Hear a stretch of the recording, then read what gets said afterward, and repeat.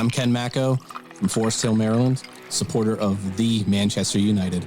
Prettier than Jack Grealish and the official daddy of all Arsenal and Everton fans. And you are listening to the DU Football Show. I'm ready to be wacky. Oh, that's good to hear. Good to hear. Took the proverbial bump of adrenaline. You're ready to rock and roll. Ready to go. I don't know. Your hair's up. I think you might not be ready to go. As soon as I we'll hear that see. music, bud. Let's start the show. Born in the land of Bowie, Maryland. Bred to be a fan of fucking Everton. Punch you in the eye and drink your rye. Sam Houston.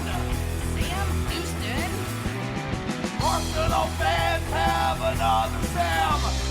AKA the fucking Gooner Graham. Stump of a lord. Looks great in shorts. Sam Graham, hey. Sam Graham.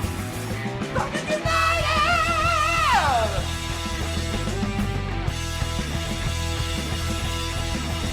Fucking United!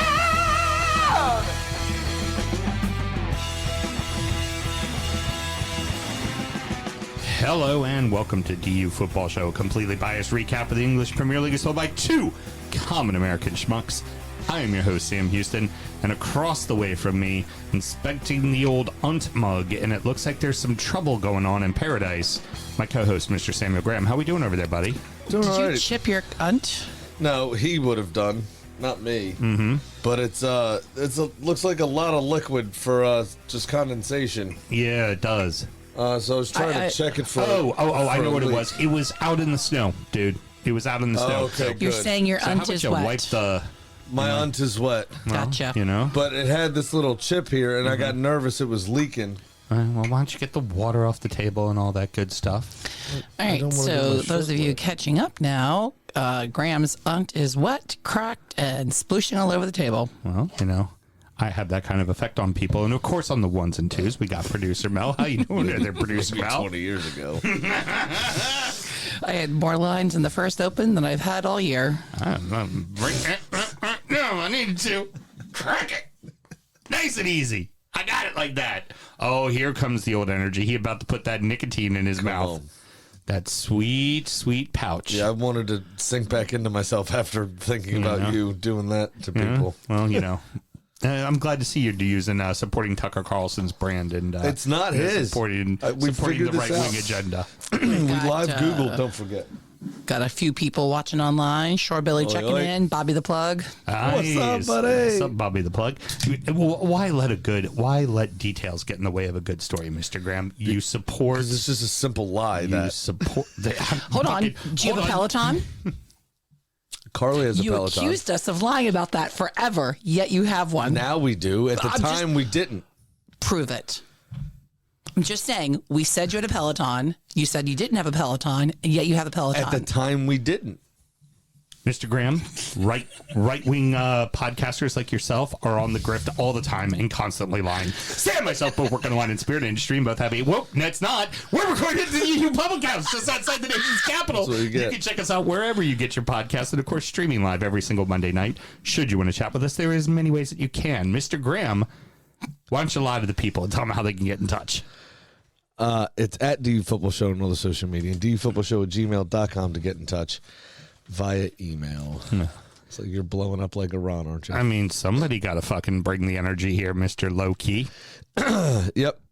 Did you wipe up all the mess No, you it made wasn't over any there? water. I don't have a towel to wipe it up with. What do you want me Use to your do? goddamn sleeve. It's cold in here.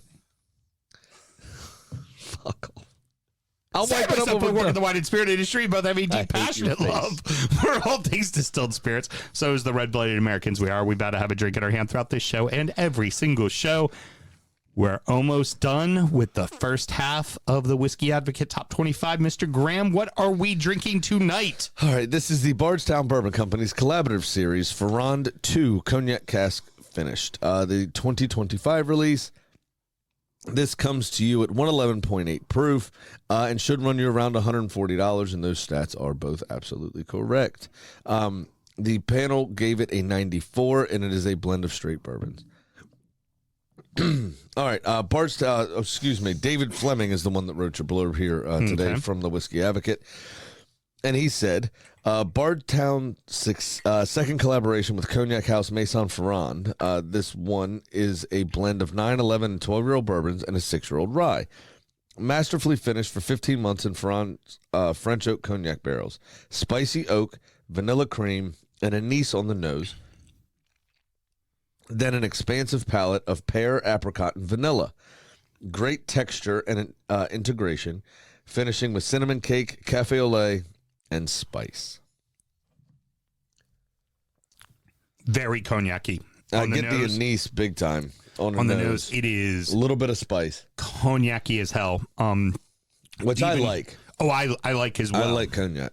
I also very much like cognac finished whiskeys. Obviously, one of the big ones we know is the cigar blend from Joseph A. Magnus. That's so fucking delightful. And it's really fucking good. It smells delicious. Very excited about it. Yeah, great aroma. The 111 does not hit you very hard. It actually finishes very softly with just a little twinge of heat to the back end of it. Yeah. Apricot's huge. Mm-hmm. I don't really get a lot of cinnamon cake. I get more cafe au lait, like that hickory. Mm-hmm. Yeah. You mean chicory? Or chicory, I mean. Yeah. Yeah, I'm with you on that one. I'm definitely with you on that. I'm going to put some over ice here so I can try that as well. That is a lovely, lovely whiskey. A little bit of pear in there. Yeah. And I wouldn't call it vanilla. I'd lean more towards vanilla cream that they're saying you get on the nose. I get that more on the palate. Yeah, agreed. Rather than just straight vanilla. It's quite nice. I'm anxious to see what the water does to it. A little, just the immediate, because I just put it over ice and took a little sip, really kind of takes even the little twinge off the back end of it as well, which is really, really good. These collaborative series from Bardstown, legit, I think every year for 5 or 6 years running now has made top 20. But they're all excellent. Yeah. They're all quite good. Bardstown is a very good company. The problem is their price, right? I mean, that's the hard bit. Yeah, these bottles in particular are pretty much 180 on the shelf almost anywhere you go. Pretty much every fucking release that they do. And like what was it? This one this year, Emirate last year, Foursquare the year before that, Plantaray the year before that. They really love Maison Ferrand. Their Fusion made it 1 year. Because Plantaray is formerly known as Plantation Rum. Right. That's one of Ferrand's brands. Mm-hmm. Well, you get a good partnership with them, you know. Mm-hmm. Don't they have something to do with Foursquare as well? Ferrand or no? No. Foursquare is its own thing. Yeah, Foursquare is its own thing, but it is. I thought for some reason they had something to do with it. Also, if you're willing to pay the price tag, this is readily available. You can find this whiskey in the wild. That's the other thing about them that I love, despite the price. They do produce enough of it that pretty much, I'd say it's probably in my territory, probably 60% distribution. Yeah, like we say about. I have a lot of good whiskey stores, but it's probably got 65% distribution across my territory, which is massive. Of the pricier. For a price point. Of the quote-unquote pricier whiskeys that make this list, them and Wild Turkey's Master Keep you will find on the shelf every year. You can find it. If you want it, you can find it. That's for damn sure. Right. Oh, very good. And what else should we always do, Mr. Graham? Always remember to drink responsibly. I just liking that ad? Yeah, I just saw this ad for some really rare whiskeys from a resort and casino. Mm-hmm. And I don't want to drink responsibly anymore. I want to go drink all of these. All of those? Every single drop of each of them. And get into trouble with them? Well, you have long days like that. How else better to handle it as an elder millennial, exennial type, also Gen Xer from me here is alcohol. Yeah. The cause and solution to all of our problems. To most of our problems, yeah, for sure. Alrighty, let's get into it. Let's dooey. Sometimes it's just about the goals, Mr. Graham. That's it. Sometimes it's just about the goals. And the Saturday midday delivered 19 goals in 3 fucking matches, Mr. Graham. Brentford 4, Burnley 3. Who would have ever thought I'd say those two teams in the opening segment no shit. together? Everton 3, Newcastle 2, Liverpool 5, West Ham 2. Bees jump out to a 3-goal lead only to see Burnley round it out and settle it up at 3-3 by the 60th fucking minute of the game. Yeah, no shit. I mean, after the first half, you thought the game was done and dusted. I did. I texted Sure Billy, my bet's already fucked. It's Burnley were terrible Mm-hmm. in that first half. Absolutely fucking terrible. Everybody was getting in on it, though. Damsgaard, Thiago, Shota. Mm-hmm. Like, there was multiple other shots on target. Like, it was pretty much a stroll in the park for Brentford in that Here's first half. the thing that still surprises me, because people know exactly what Brentford's going to do. They're going to make you pay, right, when you push too high. They're going to counterattack you, and they're going to make you pay. As a defense, why not cheat a little? Why not have your hard defending midfielder just back just a little bit? Just drop off a touch. Just a touch, because what close up that link up space. Exactly right. I don't know how it did it, but obviously at the end of that half, you get a very strange own goal that seemingly shifted the tie completely. It completely changed. And like I said, within 15 minutes, it's 3-3. And to the credit of Turf Moor, they got behind their team after that own goal from Brentford, right?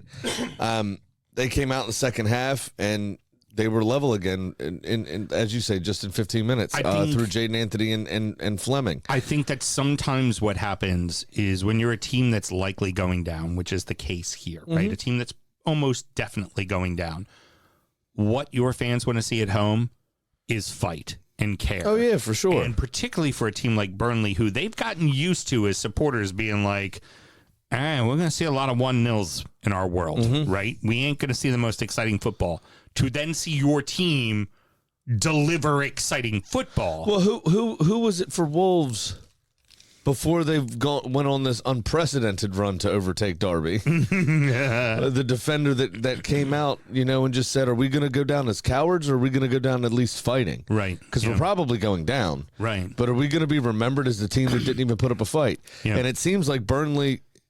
Obviously he wasn't speaking to them, but Burnley had put up a fight. Most of us wrote them off months ago. Oh, God, yeah.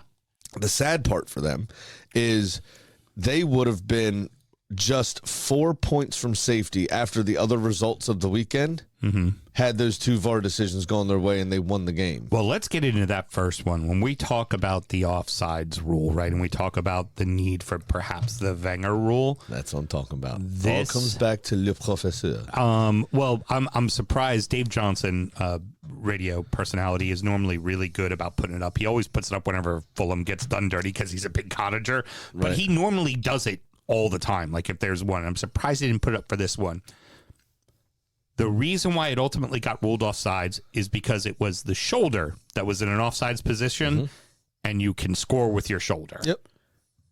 It was literally the very top curve of his shoulder. Them's that was the rules. And it wasn't even like within the box. It was from the initial short kick on the free kick that set up the goal is what ultimately got. It was just like, is this what we're doing now?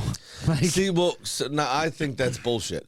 Because you could start a move in an offside position if you aren't involved in the play, and the other team can put you back on. So if they're running towards their own goal and he's back on side by the time the cross comes in, he should be fine. No. He wasn't the one who scored the goal. He was the one that initially had the ball passed to him. Oh, yeah. So that's, I mean, them's the rules. Yeah. As annoying as it is, those are the rules. It sucks. But that's what we invited VAR in for, right? Is there's the laws, and then there's the spirit of the laws and the spirit of the game. And is it anti-spirit? Yes. But this is one of those decisions that by the letter of the law, this is an offside, and it's a shame. And what I think... I mean, how many times have we seen a toenail? Right. Oh, yeah. Well, again or a stud. It brings Like more credence to the Wenger. How many times has Liverpool cheated it by changing the automated positioning of the foot? Yeah, drawing the lines and shit. Yeah, moving them around. What was that game? Tottenham Newcastle or Liverpool Newcastle, whatever it was. It might have been Liverpool, Tottenham. Don't remember. It was some combination of those three teams last season or 2 seasons ago. No, it had to be Liverpool, Newcastle. Oh, that's when they just would redraw the fucking red line. Well, they drew the line on an angle. Yeah. To So put Luis Diaz on side. He was 15 yards offsides. What? Now, what is very cool about that call, though, and what that does to this game is typically you would have, that's what it was. That's about how the lines were drawn. Yeah, this is where the defender was, but they drew the line like this. Which, by the way, if you aren't catching us on the stream, we stream live every single Monday night, so you should probably check it out. I just did a quick graphic. Yeah, exactly. See, you could see on the fly, as they say. You could also see Sam Graham's very energetic face as well. I'm killing it right now. Just ride the wave, bro. Oh, I am. I'm riding the wave. The thing that made that call more interesting about the game is normally at 3-3 or even 2-2, something like that. Two teams like that will just go, all right, foot off the pedal, see this fucker out. Let's walk away with a point. This has been a wild ride. It's like that old Seinfeld bit about the race horses that don't know Just that trot. if I break my ankle, I get shot at the end of this. Going at a comfortable pace He said you're going to see some mighty fine stepping coming down that home stretch. You win, I'll finish, whatever. We're good. As long as we're all living, we're good. And what that call did is it put the Bees into offensive mode because fuck, they're not letting up. They're not we chilling, can't right. let up. And then in extra time, Damsgaard again gets the go-ahead goal, only to then see 2 minutes later Ashley Barnes, the timeless classic of fucking Turf Moor, put one in the back of the net to then find VAR turns its ugly head again and overturns another goal that the call on the field is a handball, and I get why it ultimately is an overturn. I think the goal was given. You're right. They called it back for a handball. Which is why I have a problem with it. Yeah, because I don't think it was very conclusive evidence that it wasn't. was. And it took him about 6 minutes to fucking make the decision. It looked like it could be. It also looked like it hit him on his side. I think it hit him on his side first, at least, no matter what. Look, it might not have hit his arm. It might not. It was hard to tell, and it's supposed to be clear and obvious. And like you said, if it takes 6 minutes, what's fucking clear and obvious about it? And if I think there was inconclusive evidence that it actually touched his arm, period. I didn't see an angle where I was convinced it hit his arm at all. Now, now, if it hit his arm, what the rule is now is that if that leads directly to a goal-scoring opportunity for the player that touched it, it is a handball, whether it's accidental or not. So, fine. If that's the rule, fine. Then that's great. But I didn't see anything from that video that made me believe that it was a handball at all. Final thought on this game, we'll move on to the next one, is these kind of efforts from Burnley, even if you were to lose every single game the rest of the way, I think keep Scott Parker his job in the championship. Oh, yeah, because he'll get him out of the championship again. Yeah. I mean, Scott Parker's going to morph into Sean Dyche. Yeah, I mean... He's got the chin for it. Yeah, I mean... Now, he wears better sweaters, though. He does wear better sweaters, and they may have the same chin, but that jawline is a little bit more defined. Oh, definitely. Yeah, for sure. But he's the same sort of hard man, though, kind of idea. The hairline is exceptionally better than Mr. Dyche's. Oh, yeah, Dyche has nothing. But I could see Scott Parker ditching the jumper to walk out in the snow with no shirt on. Oh, definitely. They have that same kind of energy. Yeah. So, but yeah, it feels like... J.J. Watt was in attendance. Mm-hmm. And you know what? In front of your owner, fucking perform. Yeah. I like that he's actually taken to it. Oh, he's very much taken to it. Yeah. He could have done with his pants pulled up a little higher and then the belt tightened a bit because he had a little bit of the rough edges of the shirt hanging out the bottom there. I'm just surprised that he didn't look out and go, "Hey, Mel, let's play some tag." A little known show that he did, which is so fucking great. Well, thanks for bringing it to the table. Yeah. Nobody else knows the fuck you're talking Moving about. it on, JB gets the opening goal for Everton in Newcastle at St. James's Park.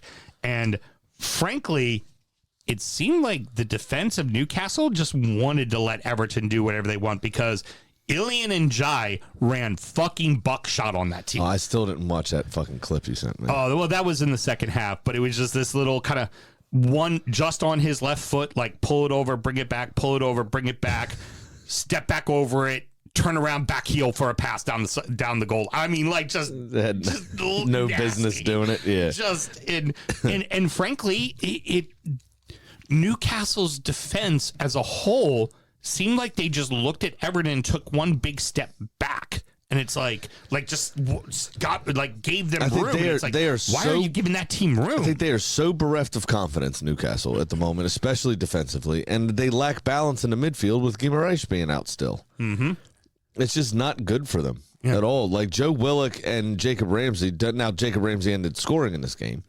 But they aren't able to provide what Guimaraes does. Mm-hmm. Even if Guimaraes slows the game down a little bit and lacks a little bit of pace, his link-up play is pretty brilliant and pretty quick. His passing range is much better than either of those two that have kind of shared duty replacing him since he's been out. And without Guimaraes, that just allowed Idrissa Gueye to just. But it also doesn't help when you're take over the midfield. Oh yeah, but it also doesn't help when you have Nick Pope in goal playing dodgeball.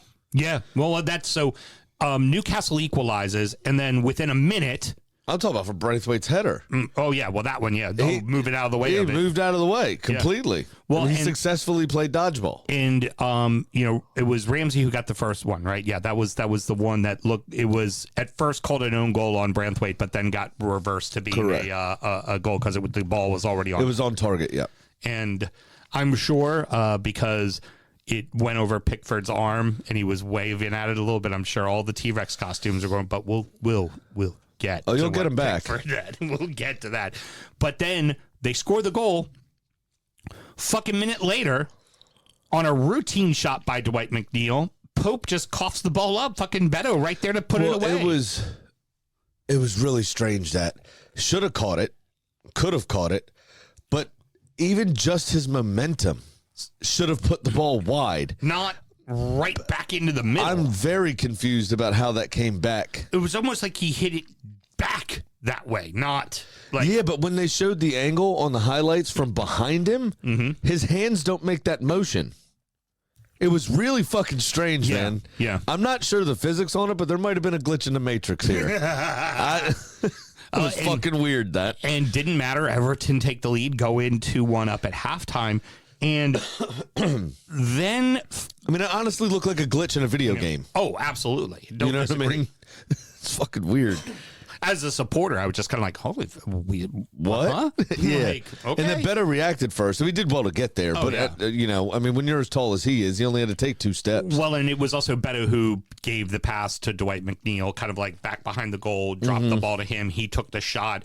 The awareness to, as you make that pass, normally you stop and just watch the person take the shot. He's already turning and rolling, which is what put him in front of everybody in a great position by himself because nobody followed him, because I don't think anybody expected him to charge the net. Right. I probably would have called him offsides because I know he's an idiot. Mm-hmm. So he had to be offsides. There's no way he could be there.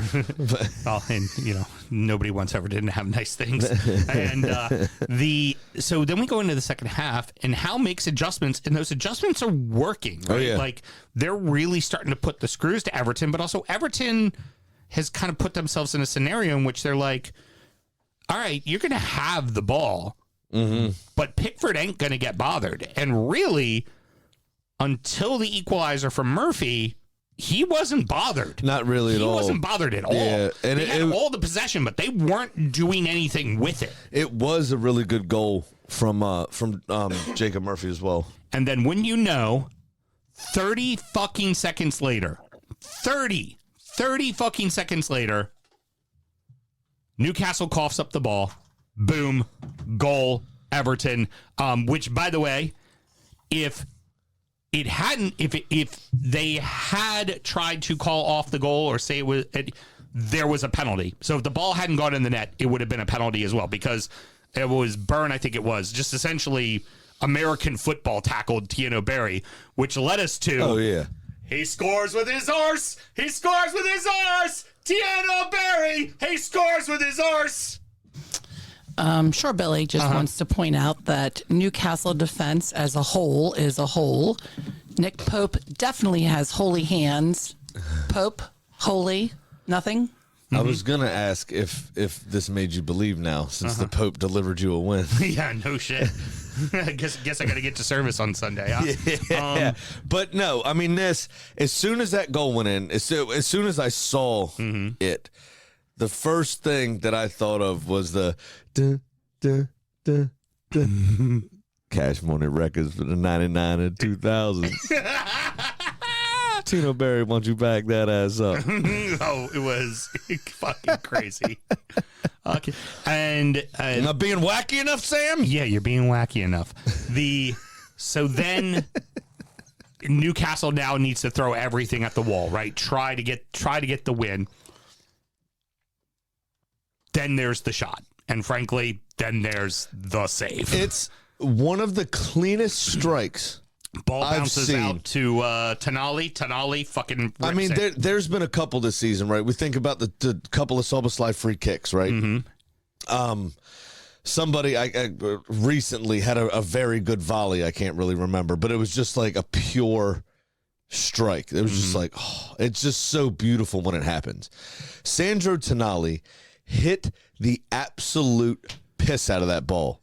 If you watch it in slow motion too, it literally dips right underneath Tarkovsky. So Tarkovsky's jumping in the air at just outside the goal box. It had knocked him out. So if it hit him, but it also that means Pickford did not see it. Yeah. Until it went over Tark's head. It is one of the greatest saves I've seen this season. It's a phenomenal strike. It's one of the best strikes of the football I've seen this season. But the save was equal to it. And what's funny, if your boy or Raya had made that save, Arsenal TV would be talking about how it's greater than Banks on Pele from 1970. This may have been the best save of the season so far. Although Raya did have one of his own we'll talk about later. It's not maybe. It is. It's fucking incredible. And it was awesome. And it's also what this guy does regularly. Like, he makes these kind of he T-Rex armed an earlier one. You know, well, I can say the following. Well, the little deflection. Yeah. Well, you know, I guess they need those arms to be a little bit shorter, you know? Yeah. Because he is a Mackham. He is a blue. That's true. He is a toffee through and through. He hates Newcastle. He hates the shite. He's Jordan Pickford, and he's dynamite. That one's for you, Shore Billy. But here's the bigger question. Could that been a match that decides Europe? Possibly. Sorry. An angel just got their wings. Yeah, no shit. I was wondering if... I forgot to silence my phone. I think Julia just got home. Well, the first thing I thought was, I know there's bells there. I was like, window? who's coming through the window? Or is somebody... And then there was like a step on the floor, and I'm like, did somebody just walk through the fucking... It'd be so fucking funny if it was Shore Billy. That would have been funny. Good. Yeah. I'd be like, is I'm here again? What the fuck? Yeah. But no, I had an account I was waiting on a call back from, but I was doing inventory in a store and it was getting close to cut off. So I turned my ringer on for the first time in ages and then just forgot to turn it off. Yeah. I'm always on silent as well. And that's my Ring doorbell notification. Got you. tune. Very good. Yeah. Now, here's the question. Is this a match that's going to decide European spots? Because it kind of low-key feels like it was. I mean, I don't know if it's going to decide this for Everton necessarily. I think this severely dents Newcastle's position. Everton's in 8th right now. Like, oh, yeah. I mean, it could be. That could be a win that gets them into the McRib. Very easily. True. Like, if you got David Moyes, you should win it. Exactly. He has won one. That's right. Mm-hmm. With a shittier team. Yeah, with a way shittier team. All right. You know what? A much needed output of goals from the Reds. And not just that, it was everyone was involved. Yeah, obviously Ekitike with goals and assists in the match. Mm-hmm. But like even Mo Salah got an assist and like just he's been a fucking shell of himself this season. I don't know what is wrong with him. But everyone, it was like, it seemingly everyone from defense to midfield to strikers, everyone got goals, everyone got assists. It felt like the entire team got some kind of point contribution to a goal. But they also had a problem pre-match with Florian Wirtz going down injured. So they had to change kind of their tactics right as the game was beginning from how they probably wanted to start. The other thing about this, West Ham didn't play poorly. No, not at all. They actually played pretty fucking well. I think they let the last few games that they've had, the last probably month of football, get to their heads a bit, and they were a little bit too cavalier. Right. Which opened up these spaces for Liverpool to operate. Now, what we've seen from Liverpool this season, that should have been okay. Right. But all of a sudden, today it clicked for them, and West Ham were put to the sword, which is unfortunate. But also for West Allison Ham, had a decent little save in this game as well. You know, Right towards the end. For West Ham, though, at least you only lose by 3 in a match like that where it could have easily have been 5-0. Yep. Clawing back those 2 goals means something like that. And also helps. getting your Italian striker a goal, which, for Italian strikers is hard to come by. Especially in the Premier League. Yeah. But it just helps him grow in confidence. I mean, it's something he can use as a platform and move forward through the rest of the survival battle. And also for West Ham, this is extra if you did well, if you got a point. Like, this is the surprise. This isn't the game you have to win, right? So not the end of the world. And 4-2 looks like a more respectable scoreline. So unfortunate, the own goal at the end there from Disasi. Anytime you see a 5 spot, you're like, they got blown out. Yeah. I didn't get that feeling from this game. Not one bit. I think Liverpool were just a bit more clinical, obviously, in their finishing. Liverpool took advantage of the opportunities that were presented to them, and they put the ball in the back of the net, which is something they have not done all season. And I wonder, is this the catalyst for them to flat out secure a Champions League spot? I mean, it's possible. Yeah, it's still going to be tight, man. It's still going to be very tight. And I think a few of those teams still have to play each other. I think Newcastle still have games against both of them. I think Chelsea still have games against both of them. Yeah. United and Liverpool. So those places are still kind of up for grabs. But they're definitely in the driver's seat, United and Liverpool, for sure. I do have to still say this is just crazy because these are all games you expected to probably be an OSO. And it's amazing what 19 goals can do.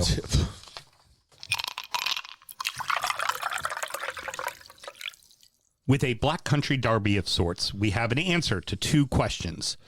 Wolves won't be the worst team in Premier League history, and Villa ain't winning a title. Nope. Wolverhampton 2, Villa 0. Through 2/3 of the pitch, Villa played fine. I slept through the entire game. Well, Nice. You've also been a little sick too. So, Right. by the way, everybody, Mel will be You're lucky. banking. I'm not mad either.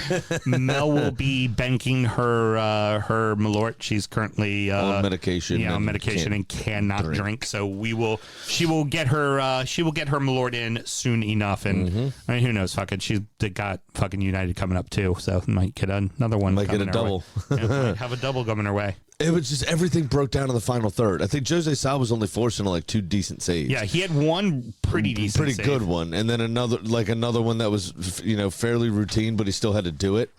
I think, but it was for the first bit at least. Wolves didn't really threaten at all either, so it was okay, and I still felt comfortable that Villa were going to get their act together, but it just didn't. It just didn't come out that way. So we talked about this on Injury Time the week prior. And should somebody want to support the show and find Injury Time, Mr. Graham? Danny's in the chat, so I might have to do it. He says Malort is medicine. True. How do they It'll kill anything you got. How do they go about supporting the show, Mr. Graham? It's very easy. Patreon.com/DFootball Show. Sign up to that $1 $5 tier that we have, and you get all of the extra content that we do. Someone's going to be a trooper, and I only think it's because Danny's in the room. It's just for Danny. All right. Yeah, I mean, he's here to watch. He's got to, His first comment, I am seated for this. And then next comment, I thought Malort was a medication. Fuck. It's a medication for something. So, kills the COVID. This is what we talked about in Patreon was this could be a trap for Villa because turned out to be for sure. It is a West Midlands derby, not the Black Country derby, but a Black Country derby. This is a big game for Wolves in their building. Guarantee Rob Edwards, this is a litmus test for him. He knows his team is going down. He needs to know what he has. Right. He looks at that team all week and goes, do you want to be fucking Derby County, or do you want to win and get that monkey off your back against a fucking rival you fucking hate? Guarantee you he had them. I mean, the first part of that pep talk, laser fucking focus. the first part of that pep talk should have been the things he said when he walked through the door before he introduced himself. Do you all want to be the worst team fucking ever? Do you want to be Derby County? Hi, by the way, I'm the new boss, Rob Edwards. And honestly, but then especially this week, you're absolutely right. To be able to do this in a derby and secure your status as the third worst team in Premier League history is a big deal. Dan, I don't think this is working out the way you wanted it to. But for me, this felt almost inevitable. Like, I was not at all surprised, especially when Villa doesn't score early, right? The only thing I was Villa surprised about was early. how poor Villa finished. Yeah. You know, they score early, completely different game. Wolves probably kind of shut down, but you let them stay in it. But that's it. And that's what I said. Like, Villa didn't play, again, they didn't play terribly bad. Wolves exploited a couple of mistakes that they made at the back, but really, their build-up play was all right. It was the final ball. It was anytime they entered the final third, it's like they were just bereft of ideas. Yeah. It just didn't come off for them. And I don't know if they were intimidated by it. I don't know what it was. I mean, Unai Emery was very animated on the sidelines. And he could see any remnants, any flicker of a title challenge disappearing before his eyes. And now I think it's officially over. It's all for Villa to play for Champions League now. Well, yeah, it's to play for Champions League and it's to win Europa. Because win a trophy and all's forgiven. Well, you win a Europa League, you're also in Champions League next season. Right. Which if the 17th best team in England did it last year, so you should be well poised. I like that. Now, for me also, kind of a final thought here for Wolves, and then we'll have Mel do her shot, is I don't expect a ton from them for the rest of the year, right? They got this off their back, right? I don't think they're going to be I don't think they're going to give up 100 goals like Sheffield United did. I wouldn't even be surprised they ended up with 16, 17 points, right? And Well, yeah, and that's what I finished with my notes here was that I was going to ask you the exact same question. Well, mine is more of a statement, and I wanted your thoughts. Is the next couple weeks I think are going to be really interesting because now that they are guaranteed to not be the worst team in history, do they continue to fight or do they go, we got that monkey off our back, we're done and dusted. We're good to go. I think Edwards in their locker room and on the training ground now goes, okay, so now you did that. Who wants to fucking be here next year? You better show it to me on the pitch, or else I'm fucking getting rid of you. I think that's a little bit easier to do when you have no summer tournament because there's a few players for Wolves that are international still, and asking them to fight for a lost cause could put their World Cup hopes in jeopardy if they were to get injured. Particularly, you think of somebody like Bellegarde, who it's Haiti and it's their first time in the World Cup, like that. Yeah, so I wonder how much he's going to get out of them. We're no longer the laughing stock, right? Yeah. So I wonder how much he's going to get out of them. Just a thought. I don't know. I don't disagree. with that. Just a thought, not a sermon. Mel, so I'm going to put a challenge on you here, too. I think that's trademarked. You might get us in trouble. Fun fact, according to Danny, Unai has never won at the Molineux, even with Arsenal. Okay, very good. He didn't win a lot with Arsenal at all. That's why we need you around, Danny. And Unai is furious. There was only 7 minutes of stoppage time for the ref taking a bathroom break. Did the ref take a bathroom break for real? I slept through it. All right, Mel, let's see how good your skills are. Go for it. Do both at the same time. Here we go. Nice. Professional. Rounding out the rest of the league in you can see that irony steroid taste in addition to the rounding out the rest of the league in so 2-1s happen. Manchester City no shit. 1, Leeds 0, Arsenal 2, Chelsea 1, Man United 2, Palace 1, Fulham 2, Spurs 1, Bournemouth 1, Sunderland 1, Brighton 2. Forrest, guess what? 1. You could have just said Fulham 2, or if you could have just said Fulham Spurs. We knew who won that game. Oh, yeah, I mean, Just with that you statement. say the word Spurs, you kind of know who lost that game already. Typically we would put kind of the title hunt into a segment, but I mean, frankly, neither one of the top two teams really had overly impressive performances, and the games themselves really didn't offer much.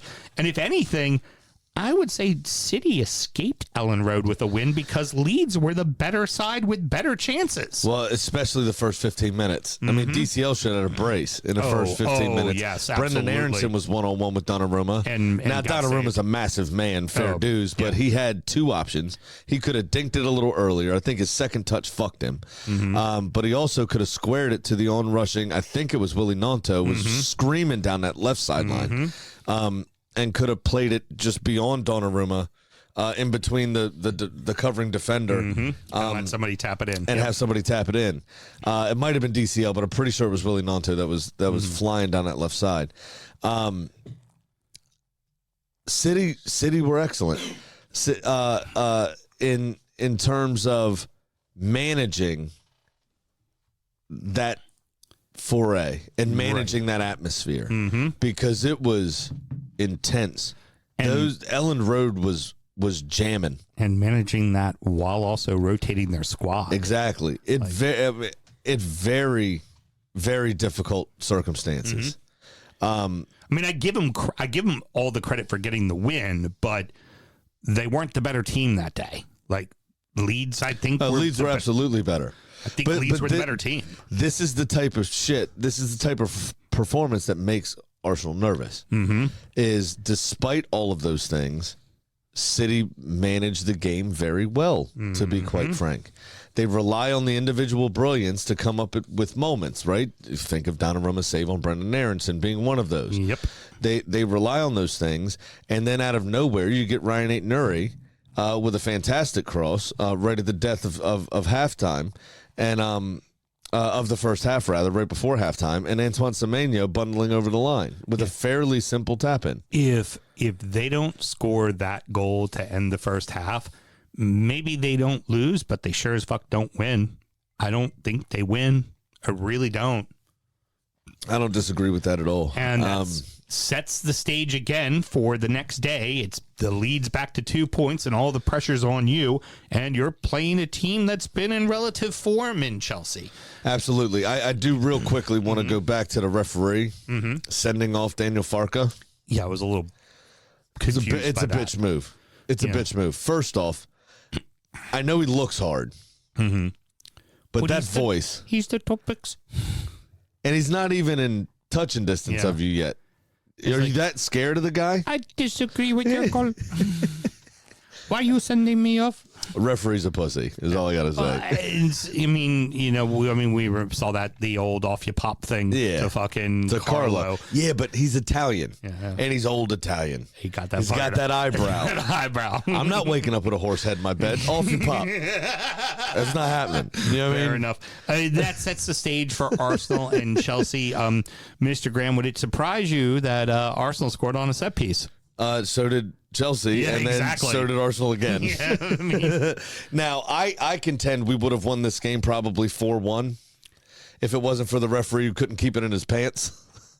There was at least 3 times David Raya started a counterattack that we were both times of those we were 3-on-1 as we were about to cross midfield.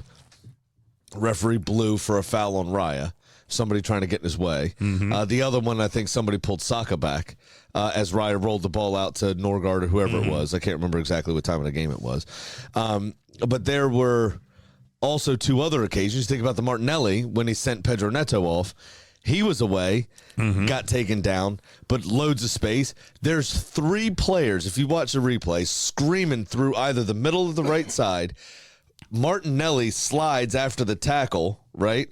Gets up and continues to run, and there's nobody in 30 yards of him. Right. Referee blows to give Pedro Neto a second yellow. Like, why are you blowing the whistle? You can handle the yellow card after the fact. Yeah. Right? And I'm talking about, like, decent numerical advantage on all. Those are the three best that I can think of. I'm pretty sure there was one more advantage that should have been played. But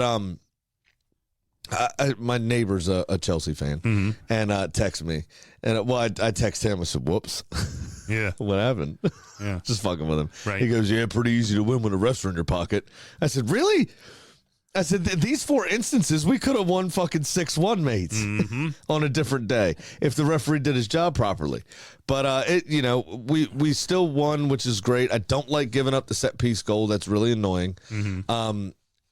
But here we have, this is the 7th different player to receive a red card for Chelsea just in the Premier League. Their 9th red card this season, which I believe sets a single-season record. Yep. For both situations, all comps and just league. It's not even like Christian Romero is doing it. One guy, they're sharing them around. There was multiple different players have received red cards this season. It's so fucking weird from them. Funny ass meme of like the last year and a half, and it's a starting lineup, and every single one of them have a red card. Have a red card, yeah, because every single one of them have gotten a red card. It's so strange, and the worst part about it too is Pedro Neto, like the way he was remonstrating with the referee, the way that he was arguing with the 4th official as he went off, he didn't seem to notice, and I guess nobody told him that he had been booked for dissent 2 minutes earlier. Right. That basically is it looked like he kept going like this. Yeah. Like, that's my first one. That's my first one. Like, why is it a red? It's like, no, you just got booked. What happened? Like, why don't you know that? Right. Why aren't you aware? And then why are you making that tackle because of that? Right. Like. Right. I would also contend there's a lot of times that referees kind of show cards as players are running away. If you're going to stop the fucking game, I think it's very important that you face the player up. Yeah. Right? It's not this casual just, go fuck yourself. Like, you need, part of being the authority on the field is showing your authority. That's why referees always call players over to them. Right. They don't walk to a player, right? It's just it's the show of authority. Well, in that situation too, you also are then, if you're walking up to him and you're going, you pull out the yellow and you go, this is your second yellow, red. He can then go, no, it's only one. You'd be like, you got one for dissent literally a minute ago. Right. Like, it just it doesn't make a ton of sense. But Robert Sanchez was doing some weird shit. I was going to touch on that. I was waiting to hear where you went. I was either going to move on or bring it up. Robert Sanchez making so many mistakes out of the back. You start to wonder, he's a good shot stopper, but if that's the style of footy Chelsea's going to play, but when he's on, he's good. Yeah, but he's never good with his feet. Like, everybody talks about Donnarumma and his feet. Well, Sanchez is fucking horrid. Now, we were also pressing them from the front quite well, but he was holding the ball too long. You're probably also pressing the fuck out of him because the goalkeeper's dog shit with his feet. Because he panics. Right. But he was holding the ball too long. He put himself in very tight situations. Occasionally, though, it was with his throw was fucked. Yeah. And it's like, if you can't do that, your distribution, what are you doing? It's horrible. But Raya. So here's another thing. I'm getting a little tired of Arsenal going, oh, this is all right. We'll just manage the game. Yeah. Because it just seems like instead of passing the ball around and maintaining possession, like, say, City do, they drop back too deep and they end up going, like, inviting pressure on themselves. Put the game to fucking bed. Chelsea had the ball in the back of the net, clear offsides from João Pedro. I mean, it was good 2-3 yards offsides. Right. But it was a wonderful header and then overhead kick. I mean, it was excellent. But it doesn't count because he cheated. But then Raya with a phenomenal save. Absolutely phenomenal save. And it would have been easy to get distracted by the movement of the striker running across. But he didn't. He stayed where he was, and it gave him the impetus to be able to get back to that ball that was to his left, shot towards the right side of the goal. Now, luckily, it also, I think, took a slight deflection. It was kind of looping a little bit, which also gave him a little extra time. But, I mean, in that split second, I mean, that's a massive decision to stay where you're at and not track the run of that striker. And give yourself the best opportunity to save, and it shows why he's one of the best goalkeepers in the league, my opinion. And then you answer the call, you've got the lead, and, I know Villa are out of it, 10 points back, but don't look now. Manchester United are 10 points back and in third place, baby. They're coming to take the title from you, Graham. Yeah, I mean, if you listen to any United supporter, that's exactly what they would tell you. Because they're fucking deluded. Honestly, this whole game changes because of the red card. Of the LaCroix red card. And stupid ass challenge. Yeah. There's no reason for it. Yeah. It's a clear dogzo. It just is what it is. I will say, after a phenomenal header to open the scoring as well. Early on, too. I would say here's my only thing with that is Cunha sold the fuck out of it. The initial foul happened outside of the box. I'm not debating that it's ultimately a foul and gets called a red, but like if Cunha had just run as opposed to throwing his arms up in the air and belly flopping onto the ground, he probably would have just scored a goal. Yeah, but this is why you do that stuff, because that gives you 70 minutes of an advantage. Yeah. And that's what against the team that you're better than. And that's what did it. That was the game right there 100%, because otherwise I don't know if they necessarily would win that game.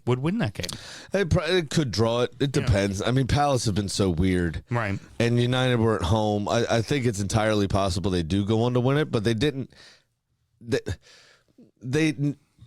overexert themselves, let's say, United, because they could have stood on Palace's throat, especially being down to 10 men.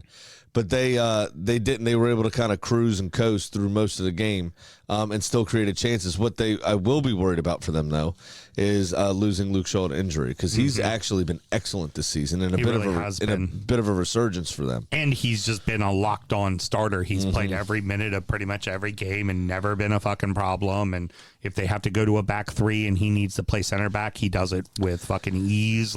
Right. And now for Palace, Lemons was occasionally needed in the United goal after they went down to 10 men Palace, but ultimately the game was pretty much, as you say, was done and dusted after the red card. For me, I think this is all attention now for Palace for the rest of the season gets turned to the McRib.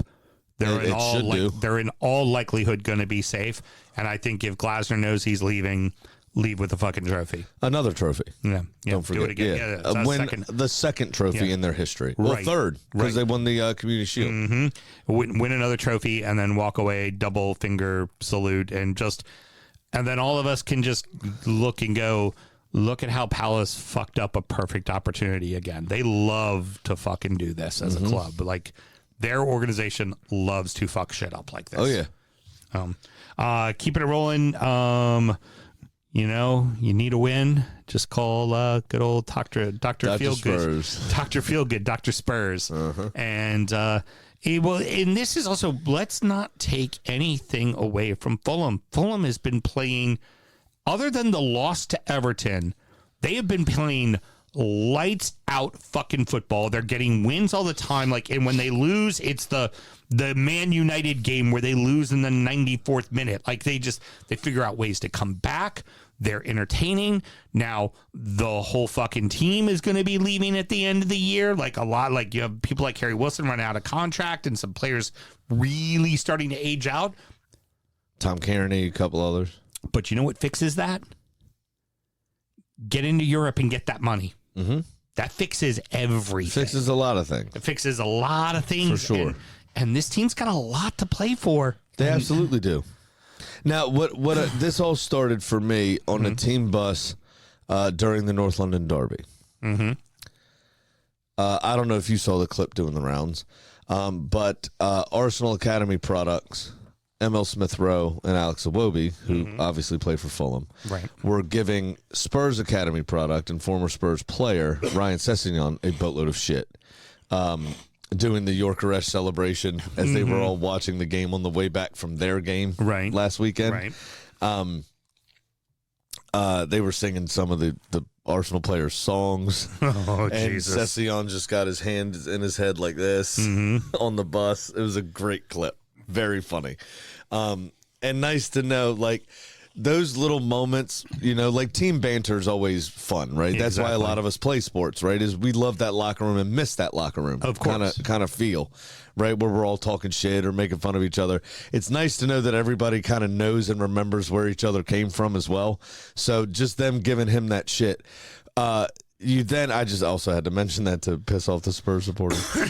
You get into the game, right? And this really started pre-match. Did you see how animated and pissed off Igor Tudor was at the lack of effort during warm-ups? We talked about it at the fucking North London Derby. But he brought all of his players in, broke them from their drills, and was screaming at them in a huddle, pissed off.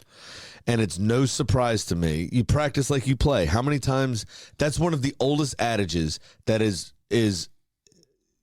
true across all sports. If you don't practice with intensity, you don't play with intensity.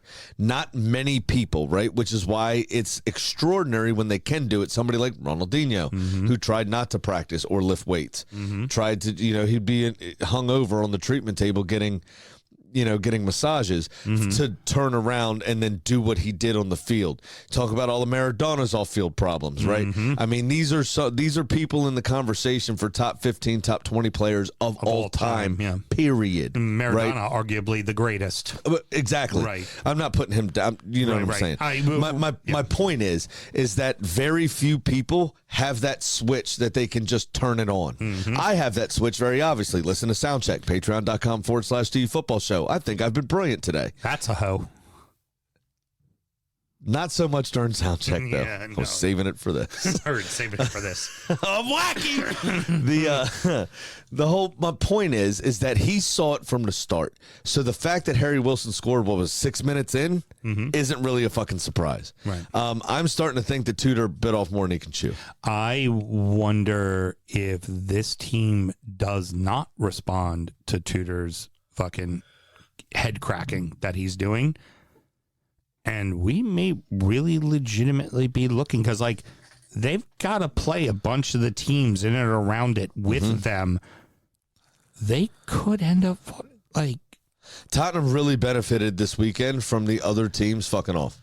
Like Liverpool helped Tottenham this weekend. It could fucking happen. Brighton helped Tottenham this weekend, but that they are finding themselves in a very real relegation battle. Like we were joking about it before. It's fucking real. And just so you know, I'll talk shit to the day I die about Spurs, because it's fun and it's funny and it's good bants and it's all that kind of stuff. I do not want to see them go down, because I do not want to live in a league where I don't have my derby. Yeah, exactly. I see how many times we've seen Birmingham City and Villa be not in the same league, right? And how long that goes and how kind of mundane some of that is, right? We've seen Ipswich. Yeah, but to be fair, we were born in different leagues. Fair dues. I just don't like seeing it. I mean, you and Liverpool haven't had to live without each other for 70 odd years. Right. You don't want that. No, you don't want them to go down. No. You want them to finish 17th every year, but you don't want them to go down because the Merseyside's fun. I mean, it's a good day out. They've went down more recently than we have. That's what I'm saying. It's a good day out. I just wanted to make that friendly reminder. You've gone down more recently than us. Yeah. And our grandparents weren't born when it happened. Right. Which I think is like, and that's it. It's the only two. Like, yeah. You know what? That's something. I'm okay being second place in that one. Okay. Especially because everyone else has gone down. Let's get these last two out of the way, because frankly, there's not a lot to talk about. I don't think any of us are surprised by Bournemouth and Sunderland. It was why it was in my bet. Both of these teams, I think, were very comfortable to get a fucking draw. But there were chances for both teams throughout the entire game. Right. Now, they weren't necessarily the greatest of chances, but they were both on it. It was hard fought. It was physical. I thought it was an excellent game. Both goals were sort of similar in the fact that they were Johnny on the spot kind of goals. Balls that were either deflected or kind of a rebound from the goalkeeper and somebody popped up and was there kind of thing. I thought it was an immensely fun 1-1 draw. And finishing up with the final match in this, all three goals really fucking good goals. Like They were. And attractive goals. Now, they all happened in the first 15 minutes as well. And Right. when that happens, the game could go either way, right? It could. This is how it's going to finish, which it ended up doing. Or it ends up being in the first segment because it's 5-5. Yeah, exactly. But I still thought it was an exciting game from start to finish. I thought both teams still went after it. It was good fun. Diego Gomez, one of the best strikes of a football of the weekend as well. This was another one that was excellent. That just sort of ping to the back post was absolutely phenomenal. All three goals were fucking peaches. Very, very good. Welbeck's to go ahead was that kind of like pull back, turn, hook. Oh. The first touch was brilliant for that as well. And then the swivel and shoot. But then you had Gibbs White in the middle, a great run from Thiago and a great pick out to find Gibbs White at the top of the box. And then bang from distance was excellent. Good goalkeeping from both keepers as well. And unfortunately there were no more goals, but it was a ton of fucking fun, that game, man. And very fortunate for Forrest that everybody else around them lost because they are hanging on by a fucking thread. Yep. Sure money. That might also be the thing that saves Tottenham, Yeah. is Forrest not really being able to get it together. You don't disagree. So I lost. I'm now only up $701, but I'll see if I can rectify that with a midweek bet that's only 7 legs into a parlay. So, but first, Sammy, what do you got going on? Alrighty. So, first leg hit. You had Bournemouth and Sunderland 1-1 draw, right? Second leg almost hit when I thought it was fucking dead in the water, that Burnley and Brentford game, because it was 3-3 and I worked it out. I wouldn't have 4-4. Okay. Still contended it should have been 4-4. And then, frankly, if Leeds had gotten one in, like early on, I don't know, the game would have been 1-1. Yeah, absolutely could have been. So missed it by a hair. For a bet that I had no business making and had no business being in, really close to fucking hitting. Oh, yeah. Really close to hitting. Yeah. So I am now down $1,882. Big Sam's Lock of the Week. Did you know that 7.692307692% of the time God damn. works 100% of the time? I have the opportunity to do it, Mr. Graham, so I'm doing it again because it's midweek. 9-way parlay. All of shots on goal. Nice. 9 players, 9 matches, all these players to get a shot on goal. Everton's Kieran Dewsbury Hall to get a shot on goal. Okay. Brentford's Thiago to get a shot on goal. Leeds, Dominic Calvert-Lewin to get a shot on goal. Liverpool, Sloboslai to get a shot on goal. Manchester City, Semenyo to get a shot on goal. Arsenal, Saka to get a shot on goal. Villa, Rodgers to get a shot on goal. He seems to be the only one on that team that consistently Shoots gets on goal. a shot on goal. Anybody but Watkins.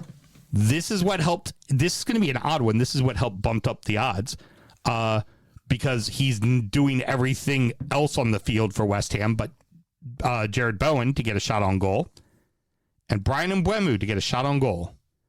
If I get a singular shot on goal from every single one of those guys, Mr. Graham, plus $4,384. Nice.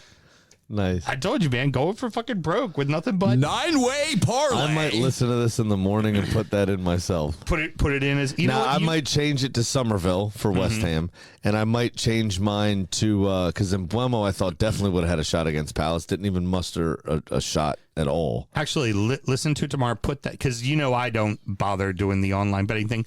Put that exact bet in for me for $1. Okay. Yeah, go for it. For $40, I gotcha. Yeah, for 40. Yeah, go for it. I like that. All right. I like that. Sounds good. Why not? I can do that for you.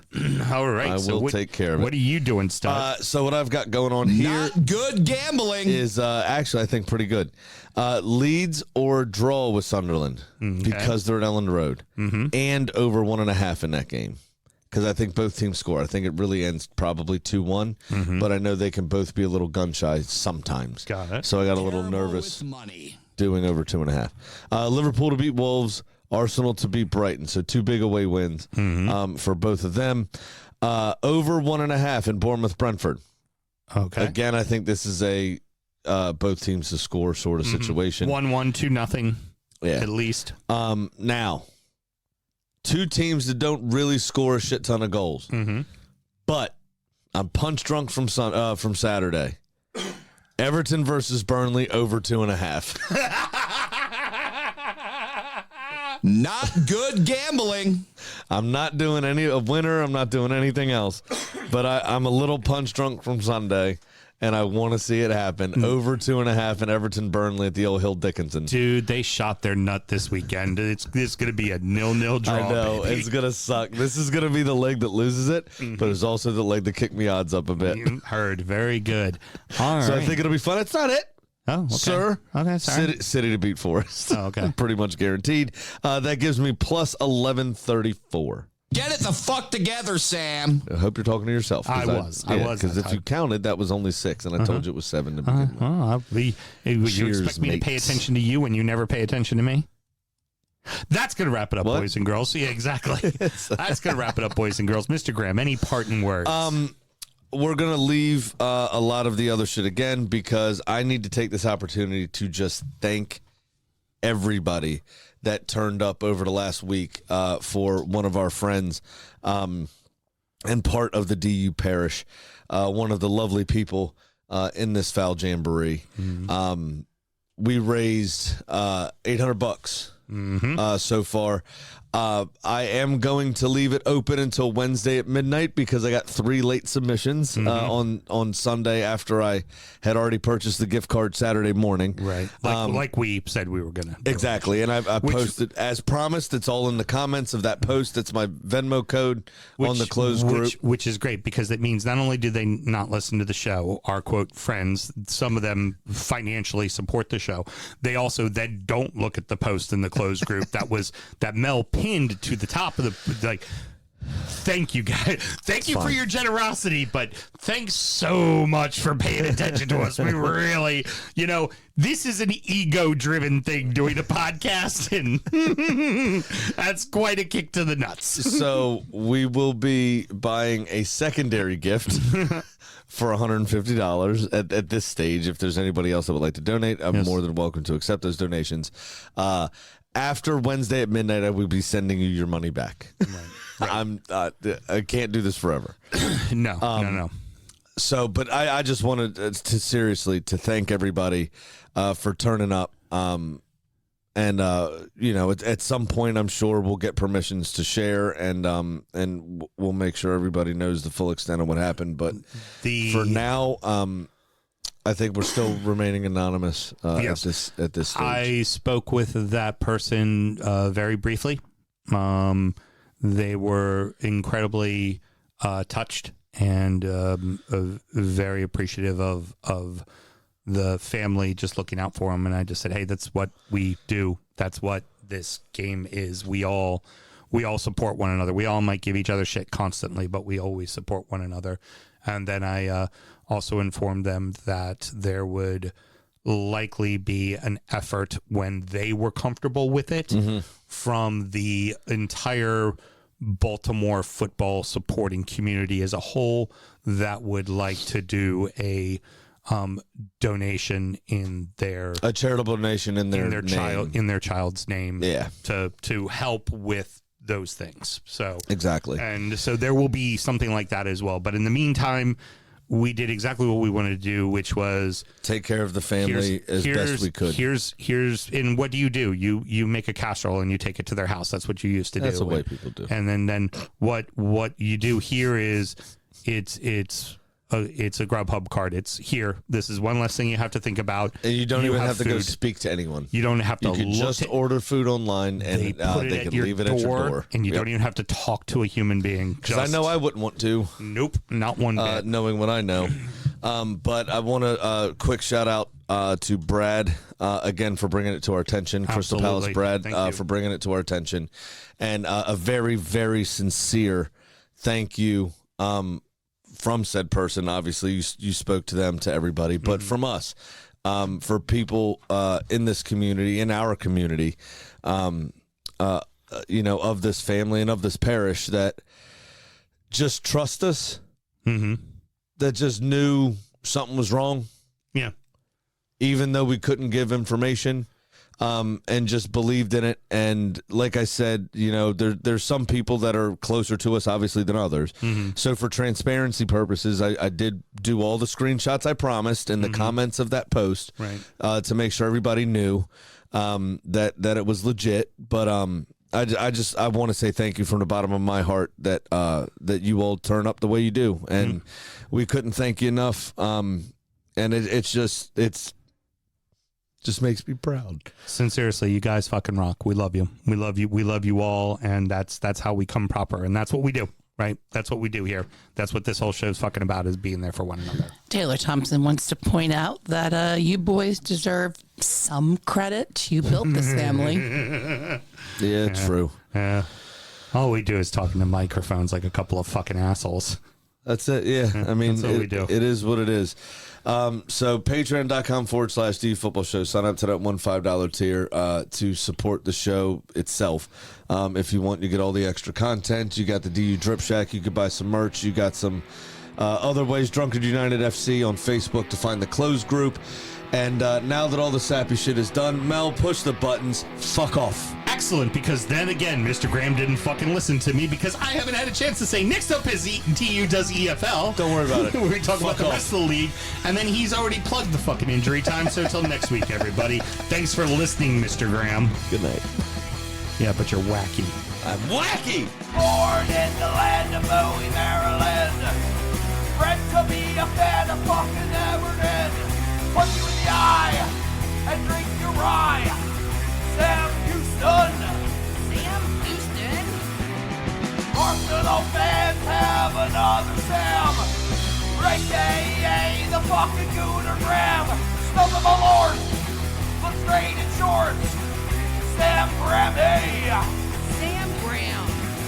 Brooklyn United!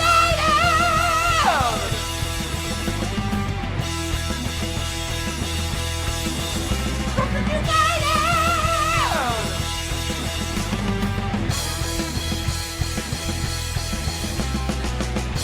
Hit the fucking mute button!